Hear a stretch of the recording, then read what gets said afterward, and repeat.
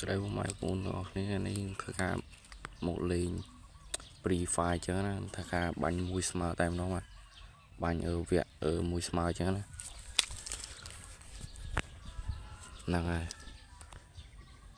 តែកន្លែងហ្នឹងយើងធ្វើការអត់បានកំភ្លើងធ្វើការគវីក្បត់តែម្ដងបាទគវីក្បត់យកតែម្ដងបាទអូ freestyle ខ្លាំងទៅរត់តមួយមនុស្សខុសមួយហ្នឹងហើយខុសពីរញ៉ាច់អត់ចូលក្បាលងាប់អូជឿឲ្យស្រុកខ្មែរដែលអូអាស្គីនឹងចេញទៅអូចប់ហើយខ្លាចចាញ់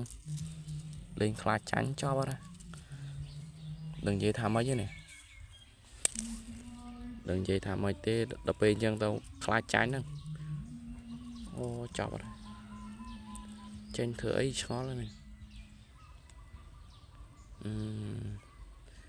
ចប់អត់ហើយនឹងនិយាយថាម៉េចទេវីដេអូមានតែប៉ុណ្ណា